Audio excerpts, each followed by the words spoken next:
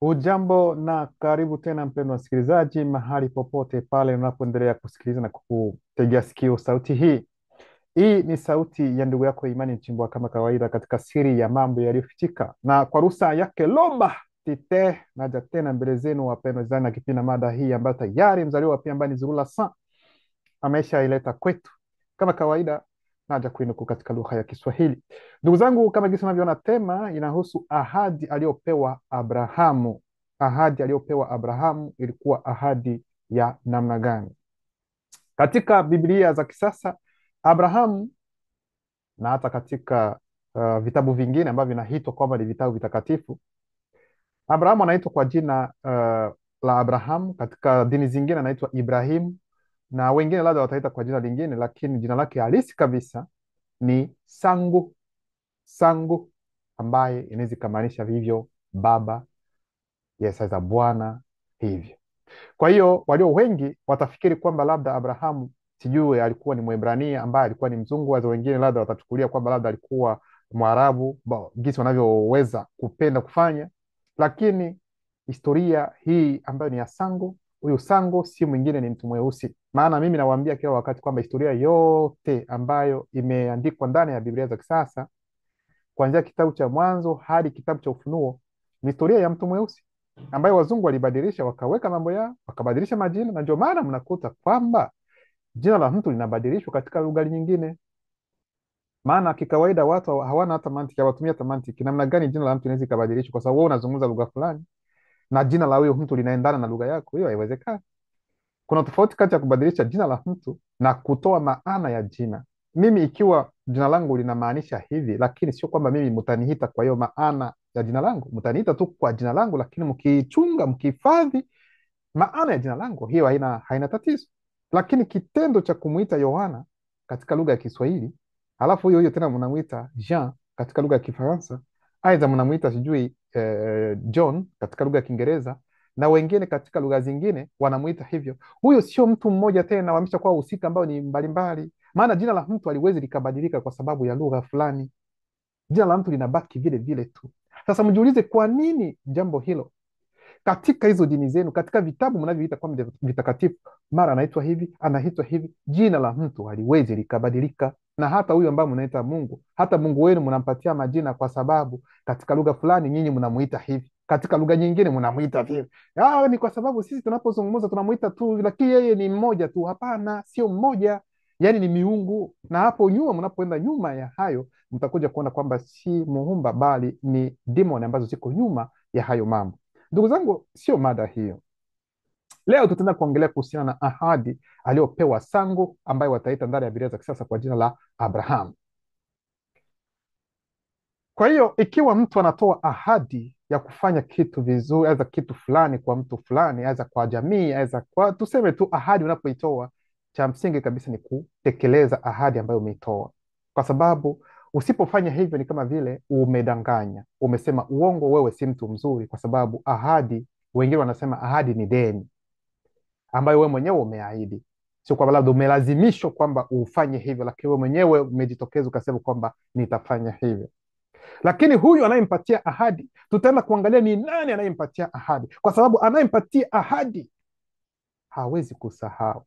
Anayempatia ahadi hii hawezi kumdanganya. Anayempatia ahadi hawezi kwenda zidi ya kila alichokiongea.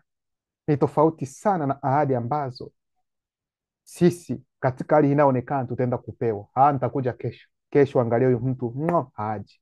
Nitawafanyia hiki siku, nenda. Kwa nini hujafanya hivi? Sababu zinarudi bila hata kuelezwa kwa nini hicho kitu haikufanyika. Lakini ahadi ambayo Sango atakayopewa, lazima tuende kuiona ni aina gani, aina ipi ya ahadi aliyopewa, na ni nini siri ya ahadi hiyo aliyoipewa yeye, na ni nani atakayempatia ahadi hiyo. Ndio maana tutaingia katika karata ndimsi kama kawaida, kitabu cha maajabu ambacho unaweza ukaagiza kupitia les editions zululasan.com.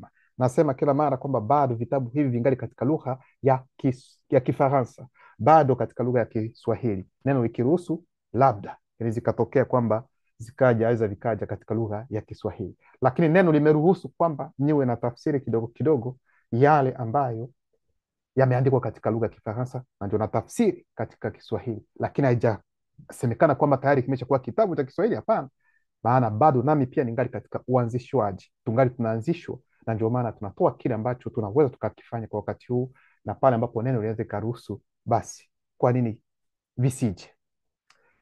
Tunaingia ndani ya Kala Pandemsi katika kitabu cha Sango, yani kitabu ambacho mtaita kitabu cha Abrahamu.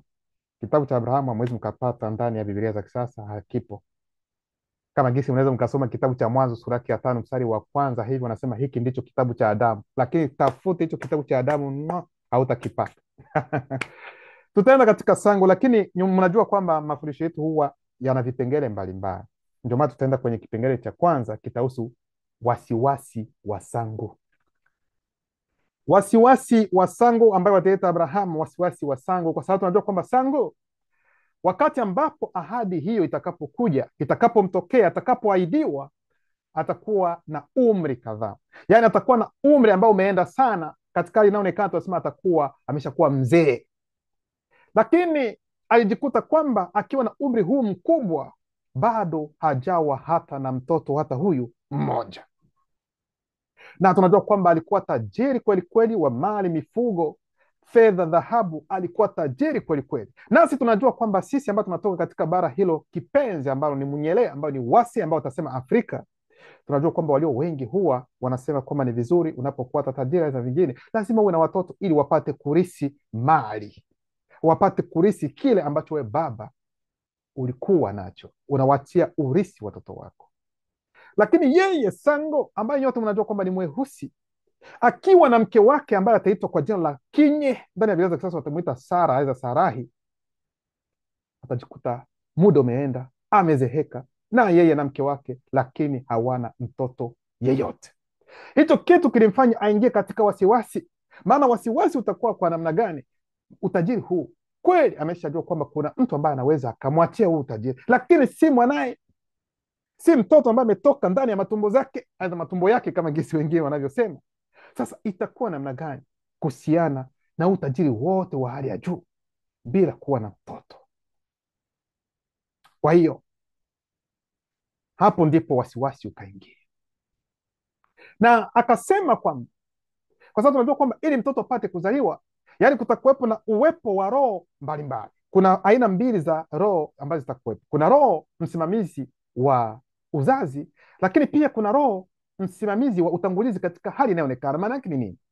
Roho wa uzazi, yaani roho msimamizi wa uzazi, ni yeye ambaye anahakikisha kwamba mtoto anapozaliwa, hata kabla ya kuzaliwa, yaani wakati wa ujauzito, kwamba mtoto aendelee vizuri katika tumbo la mama hadi wakati atakapozaliwa.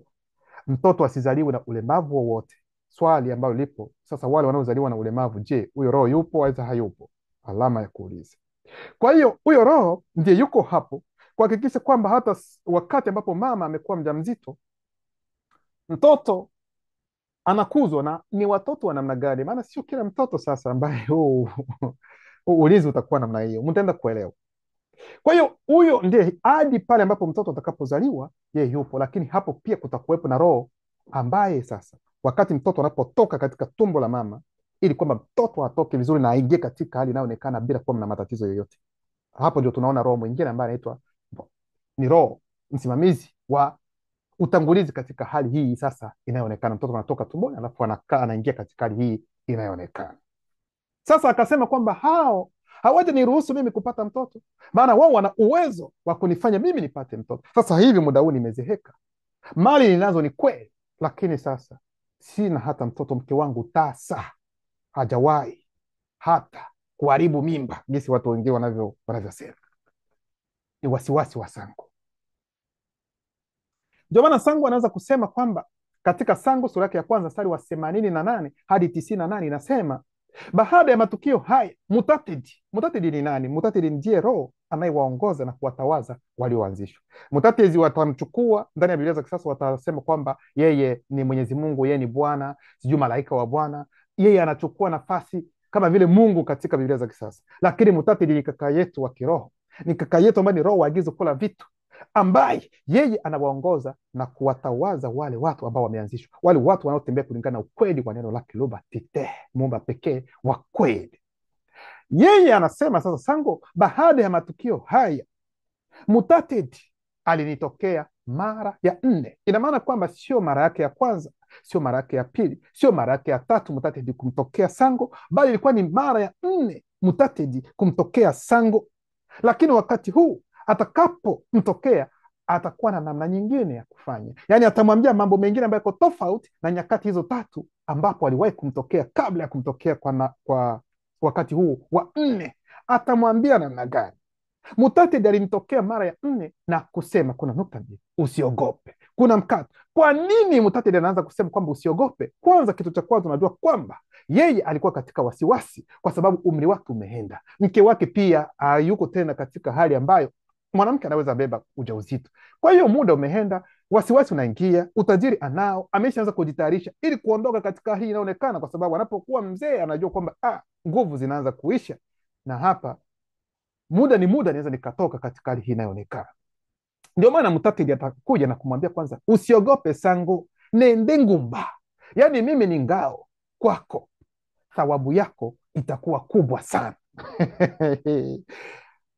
Sango yuko katika wasiwasi. Sango yuko katika kujiuliza namna gani atakavyotoka katika linaonekana bila kuwa na mrisi ambaye anatoka ndani ya matumbo yake. Itakuwa namna gani? Yuko na wasiwasi, lakini Mutatedi anamtokea, anamwambia kwamba usiogope, usiwe na wasiwasi, kwanza uelewe kitu fulani, ni thawabu yako itakuwa kubwa sana. Atajiuliza mambo mengi sana. Sango watamjibu, mimi Sango nilijibu, ekombo Mutatedi ni roho mwenye uweza, kuna faida gani kunipa chochote? Alama ya kuuliza. Hey Mutatedi, wewe mwenyewe unajua kwamba mimi umenisaidia, niko tajiri, sina kitu ambacho naweza nikatazamia kwa wengine, yaani nimejiweza, tuseme mimi ni tajiri, lakini tena umekuja kuniambia kwamba kuna thawabu nyingine ambayo tena utaniendelea kunipatia na itakuwa kubwa sana. Sasa haya mambo yote mimi ambayo niko nayo na hayo mengine ambayo yote ambayo unapenda wewe unipatie, sasa yatafaa kitu gani Mutatedi, na wakati mimi mwenyewe hata mtoto sina? Mimi nataka kuondoka, wewe mwenyewe angalia gesi nilivyokuwa, umri umetoka, umeenda, nataka kufariki, labda nataka kuondoka. Sasa wewe unaniambia kwamba mambo mengine yatakuja tena kwangu, sasa ili yawe nini? Sasa sijui ni nani ambayo nikitoka nani atakula hiki na kile. Kweli nimeshaona mtu katika ufahamu wangu ambaye naona kwamba huyu labda anaweza karisi haya mambo, lakini si mtoto wangu. Mimi Sango nilijibu, ekombo Mutatedi, roho mwenye nguvu, mwenye uweza, kuna faida gani kunipa chochote? Sina mtoto, na roho msimamizi wa uzazi na roho msimamizi wa utangulizi katika hali inayoonekana hawajanipa uzao wowote. Mrisi wangu kuna mkato, ambaye atapokea mali yangu ni Jesebwam. Jesebwam jina lake linamaanisha kumfanya mtu aketi vizuri, kumfanya mtu kubaki vizuri, kuweka kisima kimoja, ambaye watenda ndani ya Biblia za kisasa kwa jina la Eliezeri, yule anayetunza urisi wangu. Kwa hiyo Sango anamwambia kwamba wewe unajua kwamba kuna roho msimamizi wa uzazi na roho msimamizi wa utangulizi katika hali inayoonekana hawajanipatia hata mtoto, na umri wangu umeenda, lakini najua kwamba kuna mtu ambaye anaambatana na nyumba yangu, mtu ambaye yeye ndiye kabisa anayehusika na mambo ya mali niliyo nayo mimi. Huyu ndiye atakuwa nani? Huyu ndio atakuwa mrisi wa vitu vyote, yeye ndio atakuwa mrisi wa mali ambayo niko nayo Mutatedi, kwa sababu mimi sijazaa. Kwa hiyo Jesebwam mwelewa kwamba naye pia katika kipindi hicho cha Sango alikuwa tayari ameshakuwa mtu mzima naye pia, lakini alikuwa na watoto, na ikiwa naye ana watoto, ina maana kwamba Sango alikuwa akiwathamini pia watoto wa Jesebwam. Alikuwa na upendo kwa watoto, kwa sababu anajua kwamba hata baba yao anapofariki ni wao tena watabaki na hizo mali zote ambazo yeye Sango alikuwa nazo. Kwa hiyo mnatakiwa kuelewa kwamba, ndugu zangu, kuwa mrisi sio tu kwamba mtoto wako ndiye anayetakiwa kuwa mrisi tu. Hapana, mrisi pia anaweza kawa hata rafiki yako ambaye ni wa karibu, rafiki yako ambaye ana maadili mema, ambaye anatembea kulingana na mapenzi ya Luba Tete, ambaye unajua kwamba hata hizo mali ukimwachia atazitunza vizuri, na zitaleta tena faida sana tena katika jamii, italeta faida sana kwa wengine, kwa vizazi vingine ambavyo vitakuja hapo baadaye. Kwa hiyo urithi unaweza ukawachia watoto wako, urithi unaweza ukamwachia hata mwipwa wako, urithi unaweza ukamwachia mtu yeyote yule ambao unajua kwamba huyu anaweza akaendeleza mambo yako bila matatizo. Kwa hiyo unaweza ukampatia mtu ambaye si wa familia yako, unamwachia urithi, lakini unajua kwamba huyu mtu anatembea kulingana na neno la lugha na ana maadili mazuri. Sasa baada ya hapo, yeye Sango ameshamwambia Mutatedi kwamba, ingawa Mutatedi anajua kwamba wewe mwenyewe unajua kwamba Jessebwa ndiye anaye kabisa anayetunza mambo ya nyumba yangu, na ni yeye ndiye, nafikiria kwamba ni yeye mwenyewe ndiye atakuwa mrisi wa mali yote hii, nani, Mutatedi, ambao umenipatia mimi. Na mimi Sango nikasema, tazama, Roho msimamizi wa uzazi na Roho msimamizi wa utangulizi katika hali inayoonekana hawajanipa mzao wowote, na hapa kuna mtu aliyeshikamana na nyumba yangu ambaye atakuwa mrisi wangu. Ndio maana tunatoka sasa, tunaingia kwenye kipengele cha pili, maana kipengele cha kwanza, huo ndio wasiwasi wa nani, wa Sango. Sasa kipengele cha pili, uteuzi wa warisi, uteuzi wa warisi. Tunaendelea. Kisha Mutatedi akaniambia, hata kuwa mrisi wako kuna mkato, kwa sababu Sango yeye alisema kwamba Jessebwame ambaye wataita Eliezer ndiye atakaye kuwa mrisi wake, kwa sababu yeye hana watoto. Lakini Mutatedi anakuja anasema kwamba huyo hatakuwa mrisi wako. Hapo moja kwa moja Sango atashtuka, ataanza kuangalia namna gani, hajamwelewa. Kisha Mutatedi akaniambia, hatakuwa mrisi wako, bali wale ambao watazaliwa nawe. Anasimama hapa, ai be sote ni watu, ndugu zangu. Mke wako unajua kwamba amezeeka, yaani hata unaposoma ndani ya Biblia nasema kwamba hata ile raha ya mwanamke tena hana huyu Sara. Mme naye pia umri umesonga, umeenda. Lakini Mutatedi anakuja anamwambia kwamba hapana, Jessebwame sio yeye ndio atakuwa mrisi wako, bali watoto ambao watatoka ndani mwako, ambao utawazaa wewe, ndio watakuwa warisi. Ndani ya Biblia za kisasa wanasema kwamba mtoto yule ambaye atatoka ndani mwako, katika matumbo yako, yule ambaye utazaa wewe. Hapana.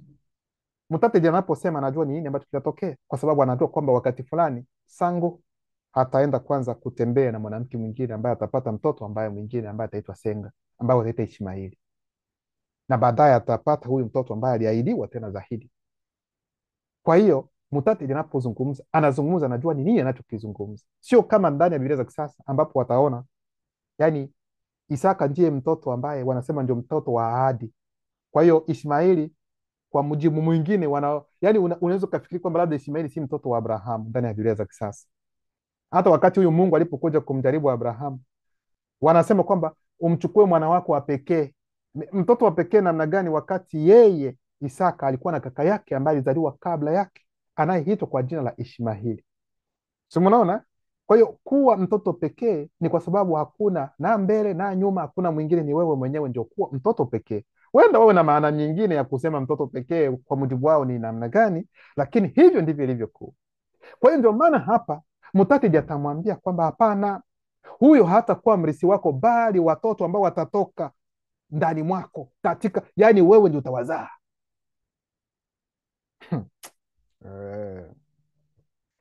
Sango wakati huu yeye anafikiri kwamba labda anaweza akatumia hata mantiki, anaangalia gisi alivyo, anaangalia gisi mke wake alivyo, anajiuliza kweli hapa kutatoka kitu kweli? Ni kawaida, anaweza akajiuliza, kwa sababu ameshakuwa mzee, itawezekana namna gani? Lakini hakubisha, hakuingia katika wasiwasi. Hapana, mtaenda kuangalia gisi Sango alivyopokea hiyo taarifa. Lakini yeye alikuwa akifikiri kwamba kutokana na uzee wake ataondoka, atatoka katika hali inayoonekana, yana tafariki, ataenda kukuta mababu zake.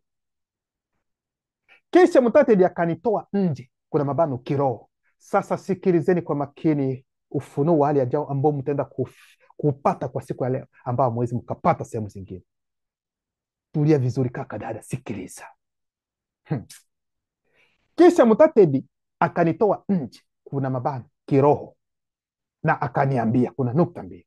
Tazama, kuna mabano, ukubwa wa ulimwengu katika hali nyingine, katika hali nyingine, sio katika hali ambayo unayoifahamu. Unapotoka nje ya nyumba yako, unaangalia, unaona ulimwengu, sio katika hiyo hali.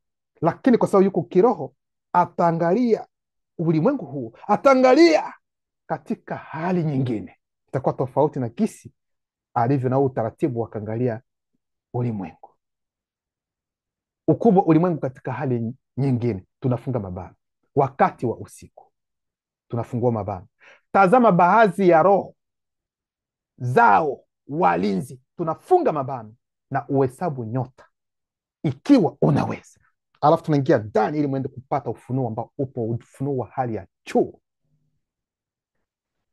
kwa macho ya roho ya sango, aidha kwa macho ya roho ya mtu, ikiwa inaruhusiwa. Unaweza ukaona hata mambo ambayo hata darubini haiwezi kuona, haiwezi kupenya. Kwa hiyo hapa kuna uanzishwaji wa hali ya juu ambao sango ataenda kupewa, nasi pia tutaenda kupata huu uanzishwaji hapa kwa huu mstari wa 92 ambao tumesoma hapa. Kuna mambo mengi, kuna ufunuo wa hali ya juu. Sango anaelezwa na Mutatedi na kufafanuliwa vizuri kwamba katika taifa, katika watu weusi, mtoto anapozaliwa katika familia ya mtu mweusi, sikilizeni kwa makini, nyuma ya mtoto huyo kuna roho mlinzi ambaye nyinyi mtaita malaika. Kuna malaika mlinzi wa mtoto huyo. Narudilia tena, katika familia za watu weusi, mtoto yeyote mweusi anapozaliwa, nyuma ya huyo mtoto ana malaika wake mlinzi ambayo nyinyi mnaita malaika mlinzi. Kuna roho atakayewakilishwa na umbo la nyota, ili kupenda kusema kwamba yani kila mweusi anapozaliwa ana nyota yake. Kila mweusi anapozaliwa ana nyota. Sasa nyuma ya nyota, nyuma ya kila nyota kuna malaika, kuna roho waagizo kula vitu, na huyu aliye nyuma ya hiyo nyota yako ndiye roho wako mlinzi, ndiye malaika wako mlinzi. Hivi mnaelewa haya mambo ambayo hamjawahi kuyasikia? Acheni na hayo ambao hao wanaojiita wachungaji wanaosema kwamba nyota yako imeibiwa, nyota yako imeibiwa. Nyota yako itaibiwa namna gani? Nani ndio anaweza kaiba nyota? Kwa sababu tunajua nyuma ya nyota ya kila mtu kuna roho, malaika yuko pale. Sasa maana yake ni nini? Ndio maana nawaambia kwamba ndugu zangu weusi, fanyeni angalisho. Sisi ni watu wa kiroho, sisi sio watu wa kidini.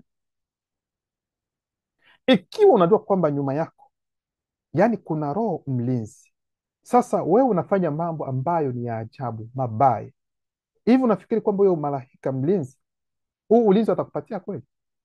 Maana kikawaida unachokiombwa wewe, yani uwe kama ufanane na malaika mlinzi wako kwa tabia, kwa mwenendo. Maana malaika mlinzi wako hawezi akaiba, hawezi akatusi, hawezi akauana, hawezi akafanya mambo mengine ambayo mnayafanya kwa wakati huu.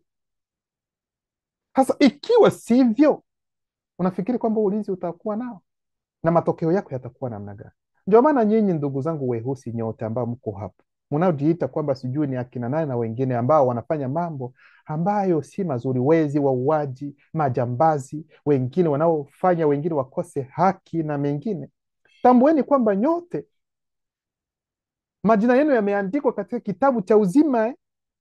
Lakini ole wenu jinsi mtakapofariki ikiwa mko katika hizo hali, bila kujua huu ukweli, bila kutembea kulingana na ukweli. Angalisho na ole sana kwenu nyinyi watu weusi ambao mko katika hizo mambo, hayo mambo ya kudhulumu na kuua na kufanya mambo ambayo si mazuri katika linaonekana. Nawaambia ole ndugu zangu, kwa sababu tunajua ni nini ambacho kitatokea kwa watu wa namna hiyo. Mtu mweusi hata wakati ambao anaongea hujafariki, tambua kwamba jina lako limeandikwa katika kitabu cha uzima, na kitabu cha uzima ni roho wa uzima, ndio maana yake. Lakini unapofariki katika mambo yako ya ajabu ajabu mahovu, unafutwa jina lako moja kwa moja direct. Hilo mlielewe vizuri. Lakini ujue kwamba mtu weusi yeyote anapozaliwa ana nyota yake, na nyuma ya hiyo nyota kuna nini? Kuna malaika, kuna roho, na huyo roho ndiye roho mlinzi wako. Sasa atakulinda kama wewe unaenenda kulingana na ukweli, kulingana na haki, atakulinda kweli kweli. Lakini bila haki, bila kufanya kile ambacho ni kizuri, huu ulinzi hautaupata. Na kama hautapata huu ulinzi, yani kila kitu kiovu kibaya cha ulimwengu wa giza la kichawi kinaweza kikakupata tu muda wowote, na hapo unaingia katika hatari. Hapa Sango anaambiwa na Mutatedi kwamba kuna roho ambao mutaita malaika za watoto wako wa uzao wako, ambazo zipo watoto wako ambao hawajazaliwa, lakini tayari roho zao walinzi zipo tayari, roho ambazo zitakaa nyuma ya kila mtoto wako. Kila mtoto atakuwa na roho wake mlinzi tayari. Akaonyeshwa nyota, na nyuma yeye akaona upande mwingine wa ulimwengu, nyuma ya nyota akaona roho ambazo ziko nyuma. Kaambiwa kwamba hizo roho ambazo unaziona hizo ndio walinzi wa watoto wako. Kila roho itawakilisha mtoto wako mmoja, kila roho itawakilisha mtoto wako mmoja.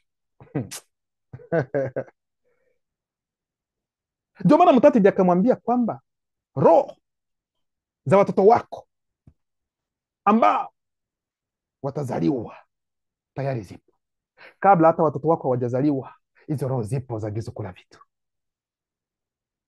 Roho walinzi wapo tayari kabla ya mtoto kuzaliwa. Lakini yeye, huyo roho mlinzi, yeye anajua kwamba mtoto atazaliwa. Anajua mimi nitazaliwa, wewe ulikuwa unajulikana kwamba utazaliwa, na roho wako mlinzi anajua kwamba utazaliwa wakati fulani. Kabla hujazaliwa, yeye anajua, na unapozaliwa ni yeye mwenyewe ndio roho mlinzi wako.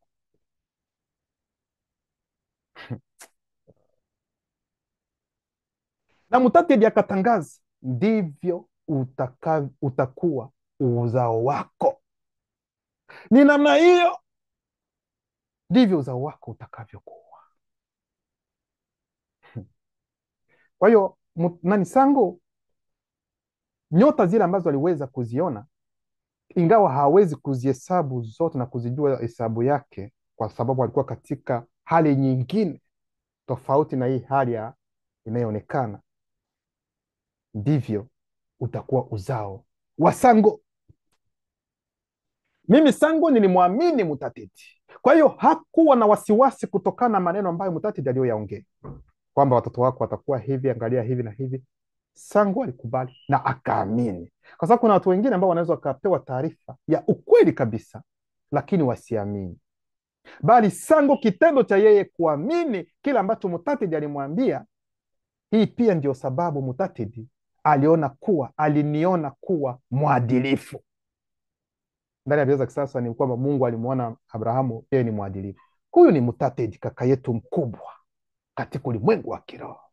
Ni mweusi kama sisi, lakini katika tabaka nyingine, kwa sababu yeye ni mweusi wa kabla ya anguko, sisi ni weusi wa baada ya anguko. Ndio maana watu weusi ni miungu katika dunia hii ambayo imeanguka, isiyojua ni wapi inatakiwa kuelekea. Na ndio maana Mzaliwa wa Pili Zulula 100 yuko katika hali inayoonekana, ili kutupatia utambulisho wetu tena, tujitambue kwamba sisi ni miungu na kuturejesha pa nafasi ambayo tunatakiwa kurudi. Ndio maana kitabu cha Zaburi ya 82 ndani ya Biblia za kisasa inasema, nimewaambia nyinyi ni miungu, wana wa aliye juu, lakini mnakufa kama wanadamu. Kwa hiyo watu weusi ni miungu. Mwanamke mweusi ni mungu wa kike hapa duniani. Mwanaume mweusi ni mungu wa kiume katika dunia hii, ambaye amepoteza utambulisho wake, ambaye hajui tena njia yake, ameanguka. Sasa ni muda wa kusimama. Ndio maana mafundisho haya yapo, ndio maana ukweli huu umekuja, umerejea, ili kwamba mtu mweusi apate kusimama na kuchukua wazifa wake na kusonga mbele. Maana sisi katika hali inaonekana tunapita tu, lakini makao yetu kamili yapo. Ila kabla ya kutoka katika hali inaonekana, lazima, kwa sababu huu ni urisi wetu, dunia tumerisishwa sisi, ni kwa ajili yetu sisi, imeumbwa kwa ajili ya watu weusi. Namna gani mtu mweusi auwe mtu mweusi mwenzake kwa sababu ya mali ambayo iko katika dunia, wakati ni mali ya mtu mweusi? Namna gani mtu mweusi yeye ni mrisi, lakini ananunua urisi wake, ananunua kiwanja kwa sababu hajui kwamba yeye ni mrisi? Ni kama vile mtoto ambaye ana urithi lakini hajui kama urithi ni wa kwake. Sasa wale ambao ni wakubwa watatumia urithi wake, wageni watatumia urithi wake, kwa sababu yeye bado ni mtoto, hajui kwamba huu urithi ni wa kwake. Ndivyo mtu mweusi alivyo kwa wakati huu, lakini ulimwengu wote ni wa mtu mweusi. Tunaendelea. Kwa hiyo Sango yeye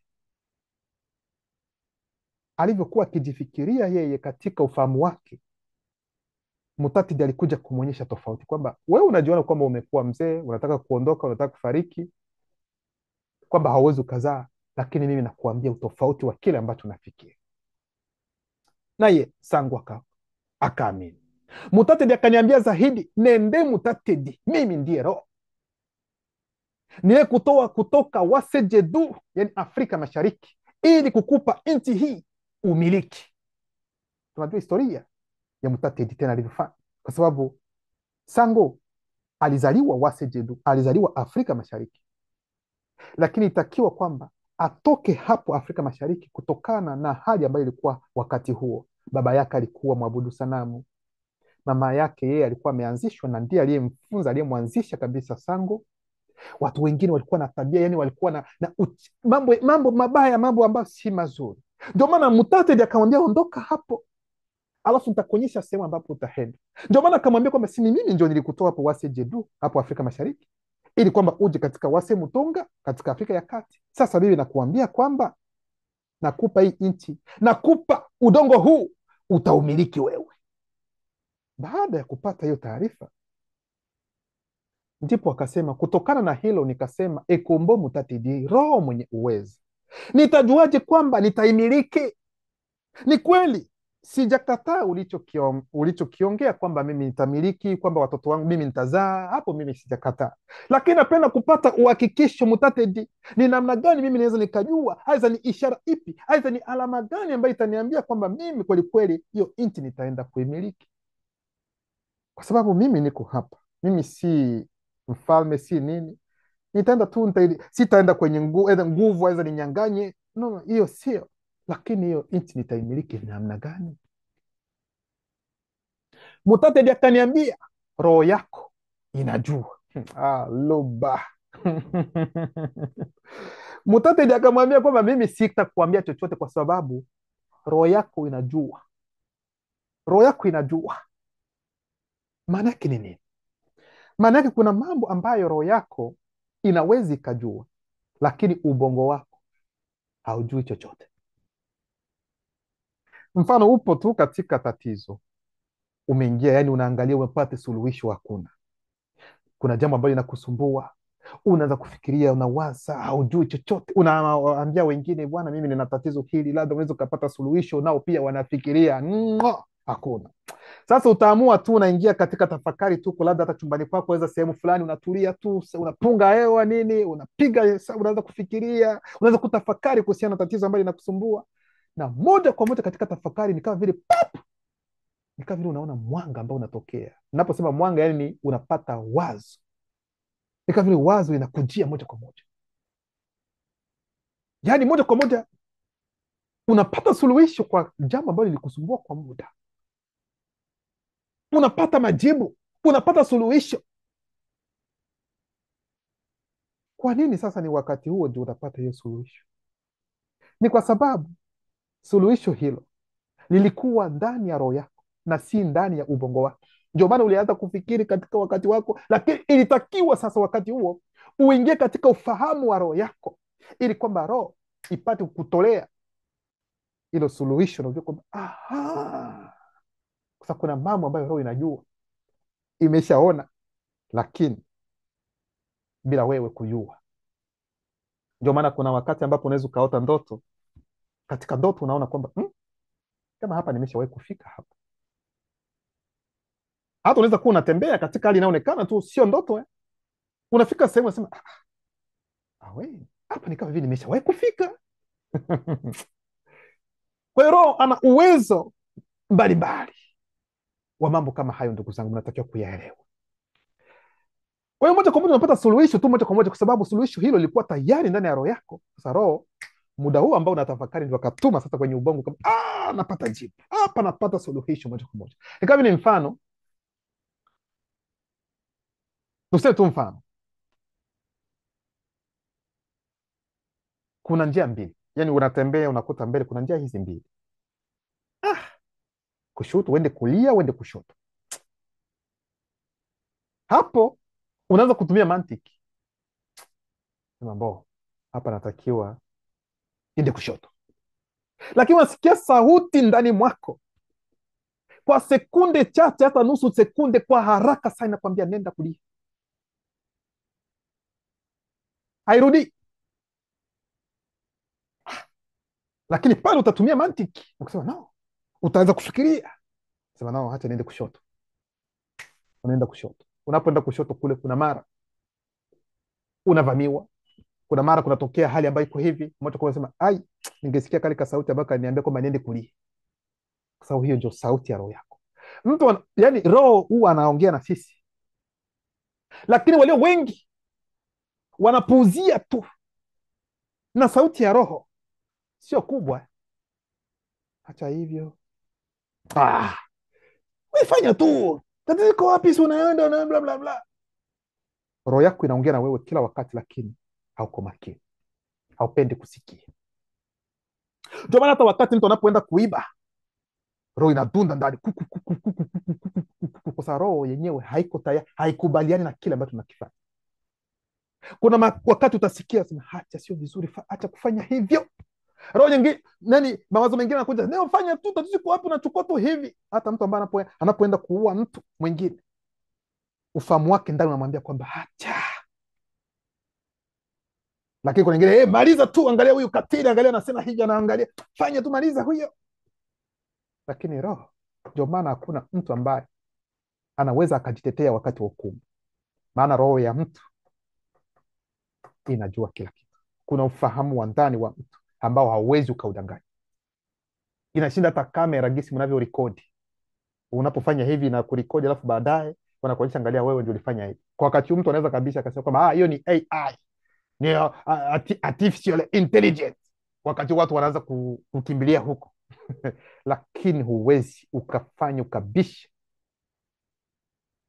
na ufahamu wa roho yako, ufahamu wa ndani, hauwezi.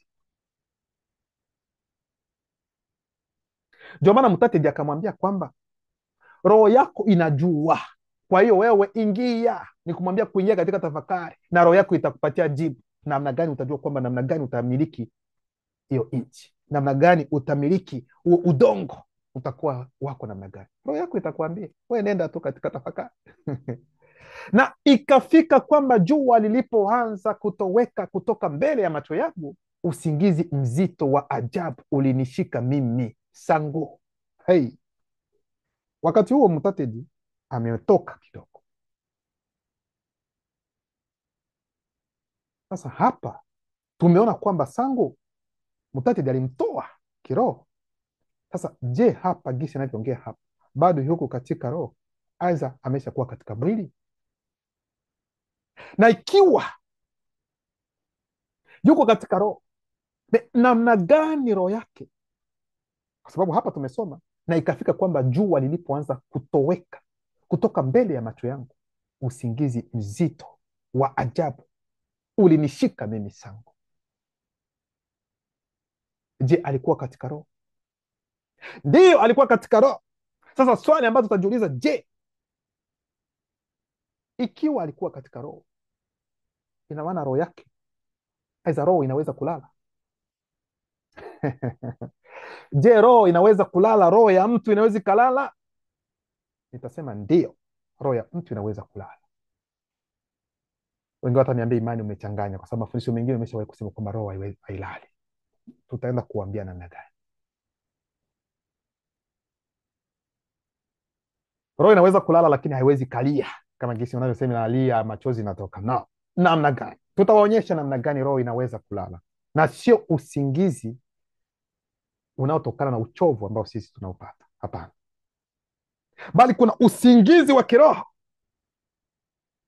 Lakini haijamaanisha kwamba roho za gizo kula vitu zinalala, aidha roho kama shetani mojawapo demons zinalala. No, hapana. Hapa tunaongelea kuhusiana na roho ya mtu katika hali inayoonekana.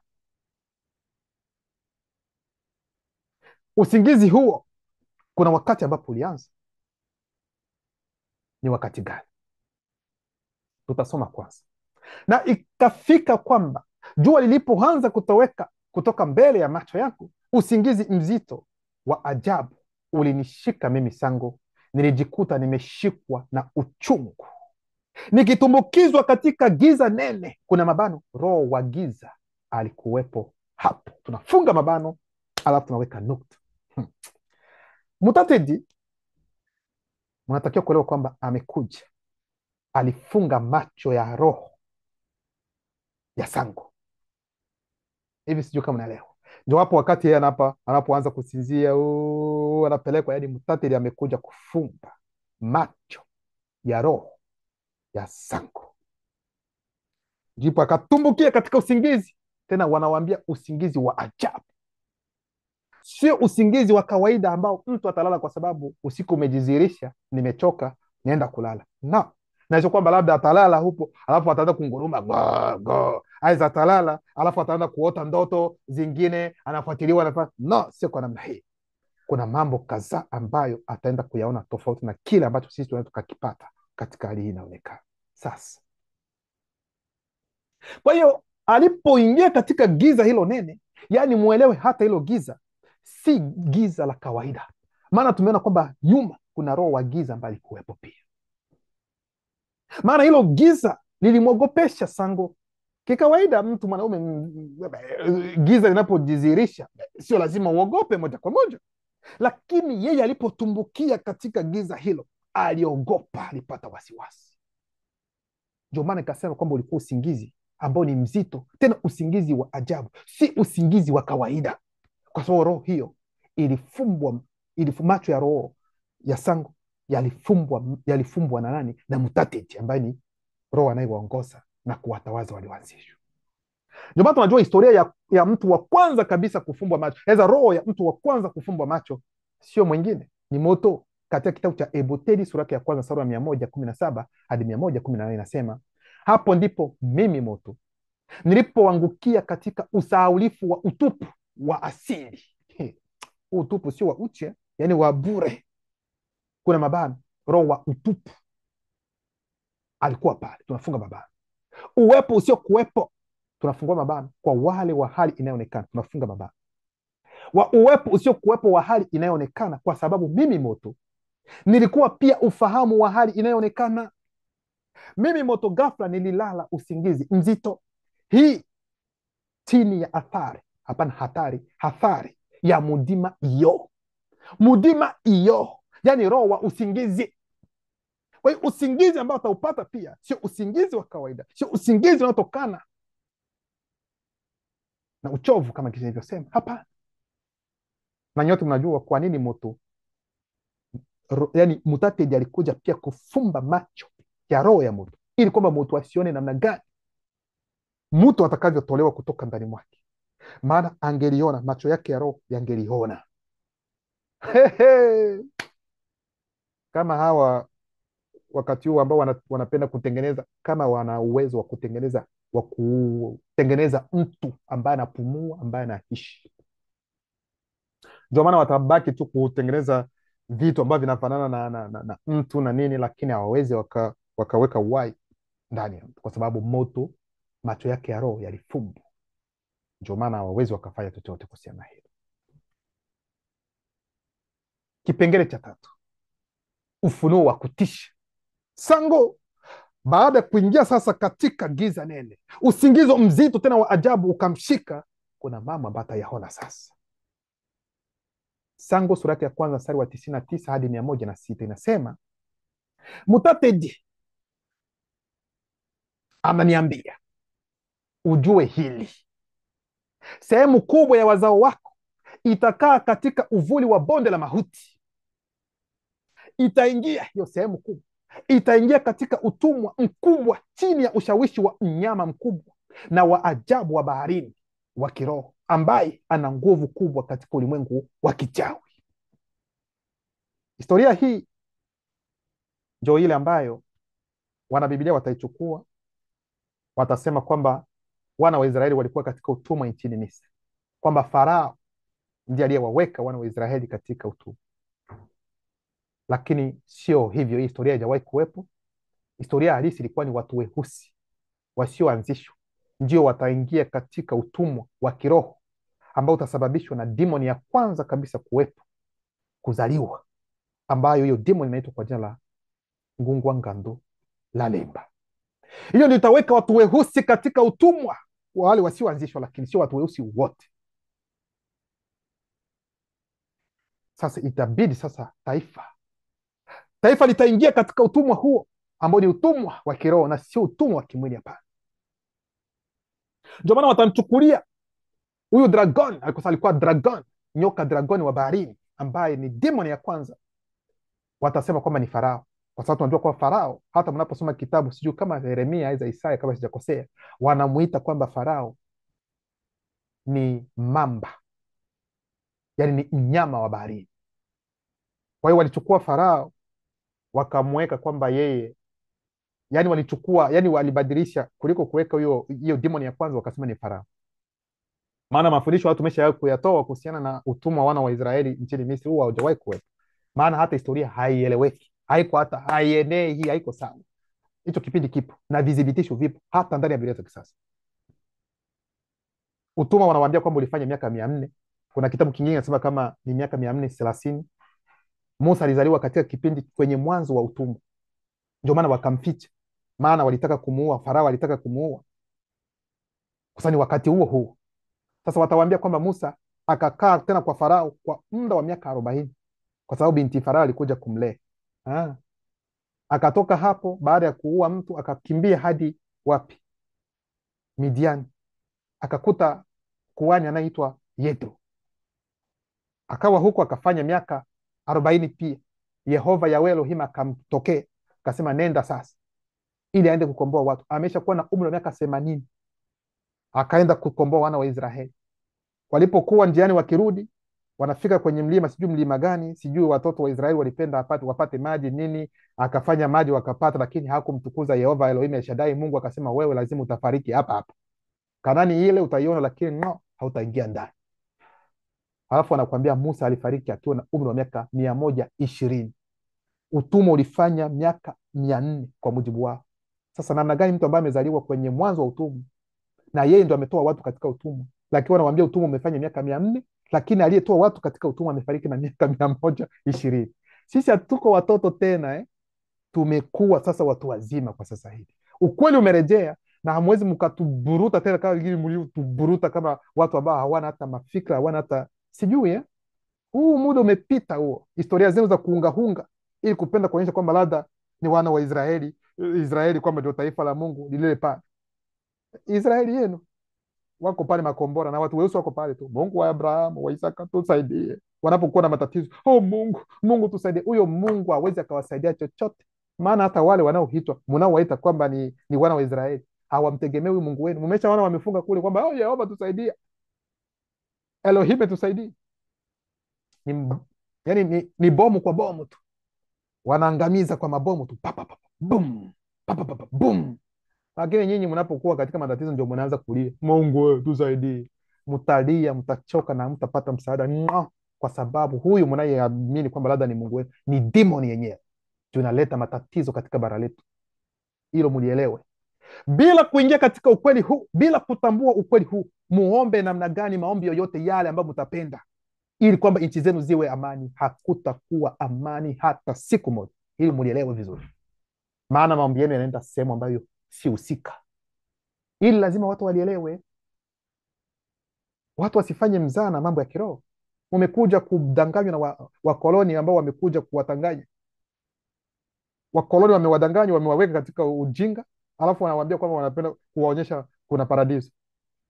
Wakati huu nimetumiwa picha na ndugu yangu mmoja kuhusiana na Warusi wamechoka wameruhusu watu waanze kuingia katika sijui kanisa lao la kwanza kujengwa katika Urusi, waende kuona picha ambazo zimewekwa za mitume wote, manabii wote, Kristo wote weusi. Ni mambo ambayo tulianza kuongea kitambo, lakini wao pia wameona acha watoe tu, kwa sababu nao pia kila jambo lina wakati wake. Ndio watu nawaambia watu weusi, acheni na hizo dini.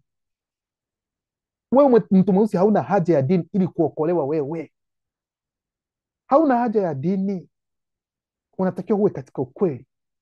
Maana kuna tofauti kati ya dini na mambo ya kiroho. Na naposema kiroho, sio haya mambo ya mababu au unaenda kuabudu babu au unaenda sijui kuabudu mafuvu. Turudi kwenye mababu zetu. Huyu babu yako ambao unaita ni nani? Anaitwa nani?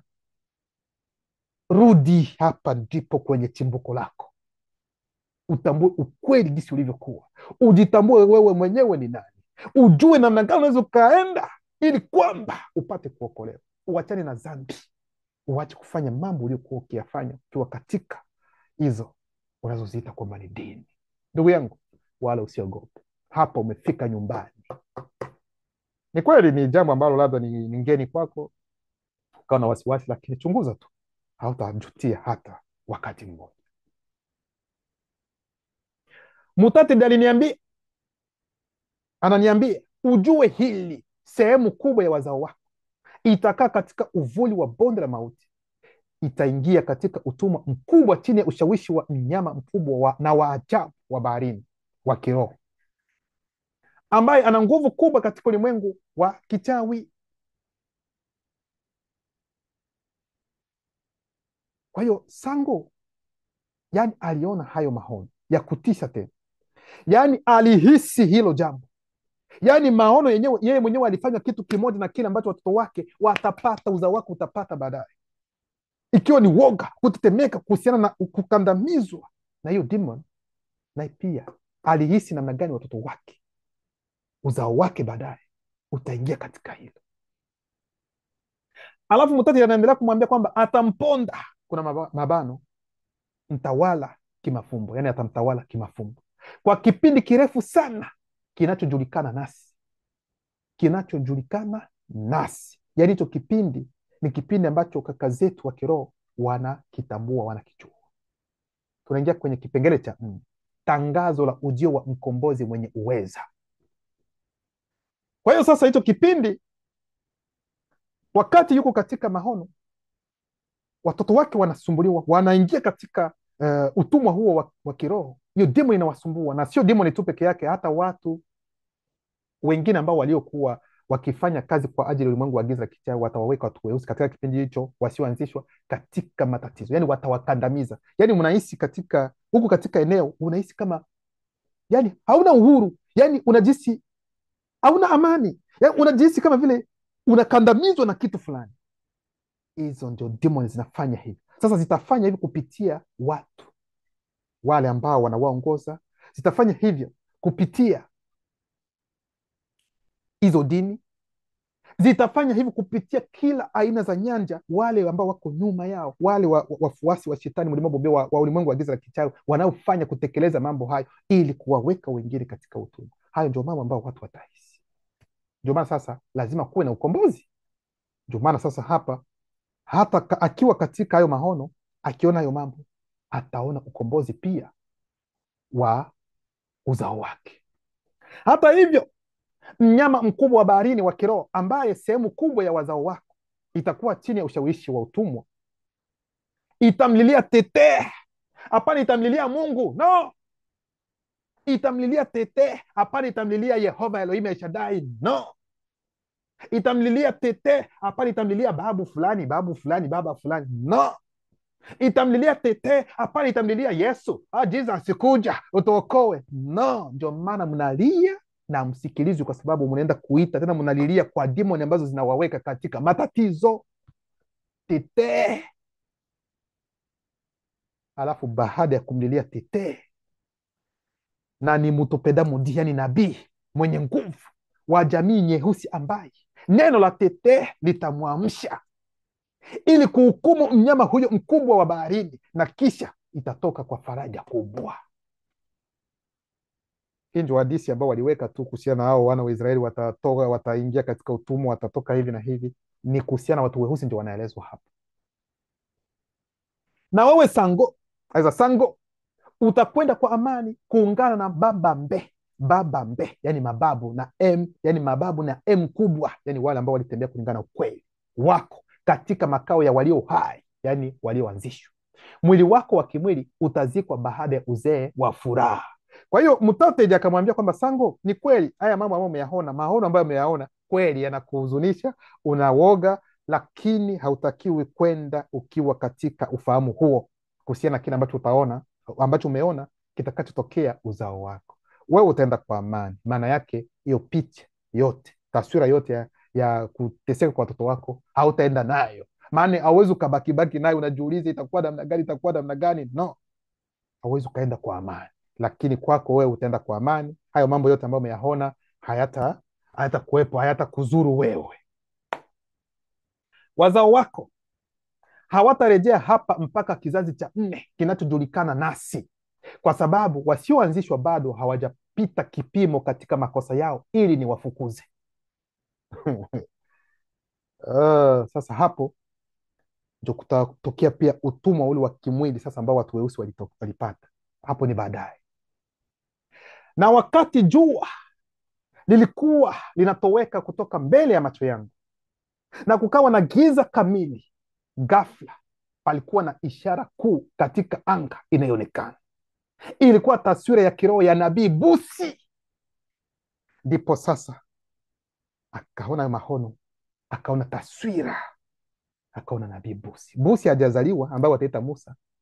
Akaona taswira ili kuelezwa kwamba huyo ndiye atakayekuja kuwakomboa hawa watoto wako, ambao uzao wako, ambao utaingia katika utumwa huu wa kiroho kutoka kwa hiyo demon ya kwanza kuzaliwa. Siku hiyo Mutatedi alifanya agano nami akisema, kwa wazao wako nitawapa eneo la Wase Mutunga, yani Afrika ya Kati. Yani ahadi ambayo Sango alipewa pia. Ndio maana mnaelewa kwamba kwa nini Afrika ya Kati ndio imebeba karibu utajiri wote. Sijasema kwamba nchi zingine, kwa sababu nchi zote za Wase zote zimejaa na utajiri, lakini utajiri kwa uwingi sana upo katika bara, katikati, yani katikati mwa bara, yani Wase Mutunga. Na hata zaidi ya eneo hili ndefu na kubwa, kwa sababu watu weusi wote wametoka katikati. Unaweza ukapatikana Afrika Mashariki, Magharibi, aza kaskazini, aza kusini, lakini sote chanzo chetu ni Afrika ya katikati. Alafu sasa ndio watu wakaanza kuendaenda kuzaliwa, wengine wakaendelea sasa kukaa katika maeneo mbalimbali. Ndugu zangu, hiyo ndio ahadi aliyopewa Sango, ambaye wataita kwa jina la Abrahamu. Alikuwa mweusi na historia ni ya kwetu sisi. Kwa hiyo kila mmoja angalie wakati ambapo anaishi mambo yako namna gani. Luba anaendelea kujitukuza.